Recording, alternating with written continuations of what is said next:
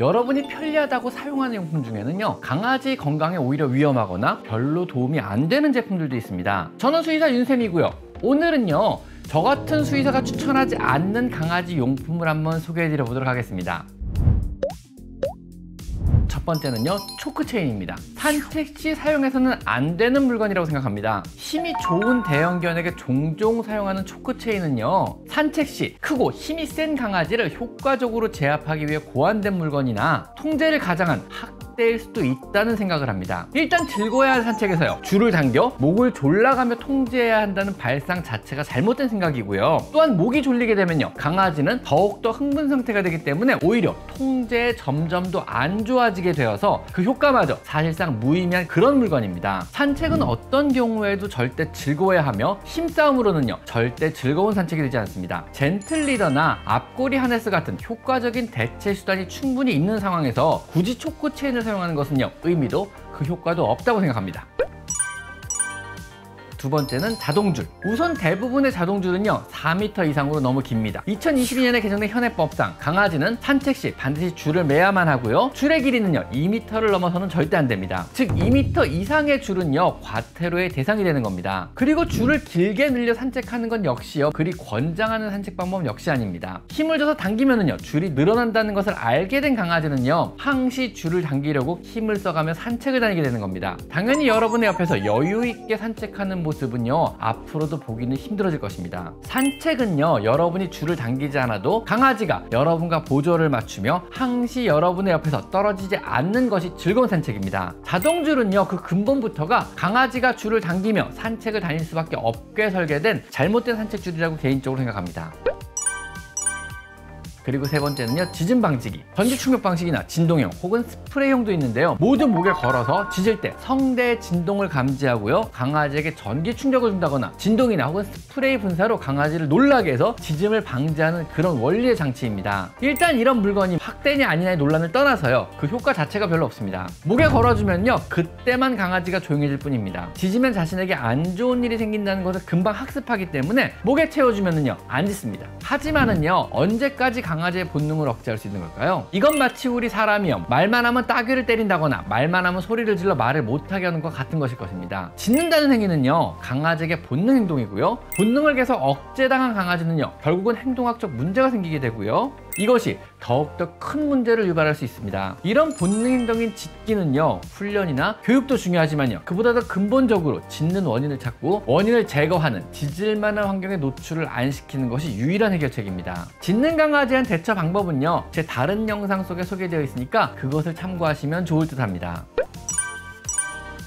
그리고 네 번째는 집에서 사용하는 스케일러. 발상 자체가 말도 안 되는 물건입니다. 초음파 스케일러는요, 단단한 스테인리스 팁에 강한 진동을 주어서 이빨의 표면의 단단한 층을 깨버리는 원리입니다. 이 과정에서요, 이빨의 손상을 방지하기 위해서 물을 계속 공급하여 열을 차단해주고 적당한 초음파 진동의 강도와 수의사의 스킬로 이빨 표면의 손상을 최소화하게 됩니다. 그러나 시중에서 판매되는 가정용 스케일러는요, 적절한 진동의 강도 조절은 둘째치고요, 물의 공급을 통해 이빨에 열이 전달이 안 되게 하는 추가적인 장치가 없습니다. 더구나 강아지가 계속 움직임으로써 부드럽게 이빨 표면을 가볍게 움직여가며 이빨의 손상을 줄이려는 노력 역시 불가능해집니다. 이런 초음파 스케일러는요, 이빨을 엄청나게 손상을 시킨다는 그런 이야기입니다. 강아지의 수명이 늘어나면서요, 이빨을 7년, 10년 이렇게 사용할 것이 아니고 이제는 20년 동안 사용해야만 합니다. 뼈와 같은 단단한 것을 줘서도 안 되고요, 손상이 안 가게 소중하게 유지시켜야 할 이빨을요, 집에서 이런 스케일러를 사용하게 되면은요, 이빨의 수명은 급격히 줄어들게 됩니다. 스케일링은요, 이빨의 치석을 제거하여 이빨과 잇몸의 건강을 유지시키는 행위이지 단순하게 치석을 제거하는 것 자체가 목표는 절대 아닙니다. 치석을 제거하려고 이빨을 손상시킬 수 있는 가정용 장비는요, 절대로 사용해서는 안 됩니다.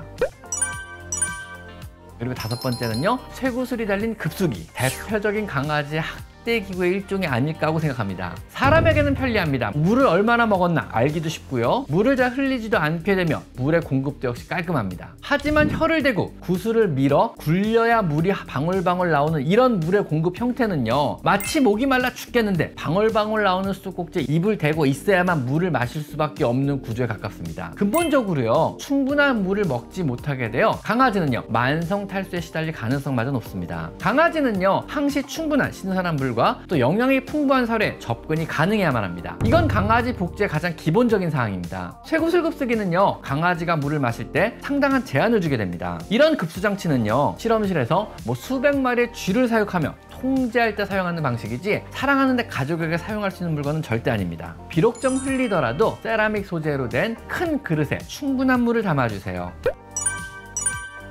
그리고 6번째는 슬개골 보호대. 그 효과가 의심스럽습니다. 물리적으로 외부에서 슬개골을 잡아준다고 슬개골 탈구가 교정이 되거나 예방이 당연히 안 되고요. 다리 사용을 제한함으로써 슬개골 탈구의 진행을 늦춰준다는 발상 자체도요, 개인적으로 그리 동의하기 힘듭니다. 좋다 나쁘다를 떠나서 효과가 별로 없다고 생각합니다. 효과도 의심이 되고 강아지가 불편해한다면은요, 굳이 채워줘야 할 필요가 있을까요? 차라리 살을 빼주고요, 소파를 낮은 곳으로 바꿔주며 바닥에 카펫이나 놀이용 매트를 깔아주는 것이 훨씬 더 효과적이지 않을까요? 슬개골 탈구 예방에 관한 내용은요, 제 다른 영상에도 있으니까 이건 역시 한번 참고해 보시면 좋을 것 같습니다. 7번째는요, 위가 열려있는 방석 형태의 카시트. 사실 카시트란 표현을 하면 안 되는 물건입니다. 그냥 방석입니다. 카시트란 자동차 사고로부터 어린아이의 안전을 보장하는 물건을 말합니다. 지붕이 없는 형태의 카시트, 더구나 안전벨트 고리에 단단하게 고정도 안 되는 물건은요, 절대 카시트일 리가 당연히 없습니다. 다양한 연구에서요, 차 사고가 나면은요, 강아지는 엄청난 속도로 차 밖으로 튀어나가게 되거나 사람에게 부딪히며 우리에게 심각한 부상을 입히게 됩니다. 차에서 우리가요, 안전벨트를 단단히 하듯이요, 강아지도 지붕이 있으며 차량의 안전벨트에 단단히 고정이 가능한 카시트에 넣어서 이동을 하셔야만 합니다. 카시트는요, 편함보다는요, 안전을 위주로 설계되어야 하는 겁니다. 제가 권장하는 카시트 형태는요, 이동용 가방인 슬리피파드입니다. 실제 슬리피파드는요, 차량 사고 실험까지 완료된 가방입니다. 8번째는요, 먹이거나 바르는 치석 제거제. 당연히 효과가 없습니다. 차라리 칫솔질을 한번 해주는 게 더 좋고요, 심하면은요, 스케일링을 하셔야 합니다. 이미 만들어진 치석의 제거는요, 물리적으로 제거하는 것이 유일한 방법입니다. 시중에 나와 있는 강아지 치석을 제거한다는 물건은요, 효과가 없는 제품입니다. 9번째는요, 기관지 협착 개선제, 슬개골 탈구 예방 영양제, 백내장 영양제 등 각종 기능성 영양제들입니다. 이런 물리적인 혹은 구조적인 문제를 개선한다는 영양제는요, 아무런 효과가 없습니다. 기관지 협착증은 기관지의 구조가 선천적으로 또 후천적인 요인이 겹쳐지며 좁아진 상태를 말합니다. 당연히 영양제로 이미 좁아진 공기의 통로가 다시 넓어지진 않습니다. 더구나 슬개골 탈구 역시요, 유전적으로 무릎뼈가 제자리에서 안쪽으로 이탈하여 생기는 구조적인 질병인데, 영양제를 먹는다고 무릎뼈가 물리적으로 제자리로 돌아가지도 않고요, 예방 효과 역시 전혀 없습니다. 백내장 역시 마찬가지입니다. 선천적인 문제거나 당뇨병 등의 대사적인 질환으로 눈의 렌즈가 구조적인 변화를 한 것인데, 이것이 영양제를 먹는다고 예방도 되지 않을 뿐더러 당연히 개선도 되지 않습니다. 수술적인 방법으로 변성된 렌즈를 제거하고 인공 렌즈를 삽입하는 것이 유일한 방법입니다. 오늘은요, 수의사인 제가 추천하지 않는 강아지 용품 9가지를 한번 이야기해 봤습니다. 자, 오늘은 여기까지 강아지 상담소였습니다. 감사합니다.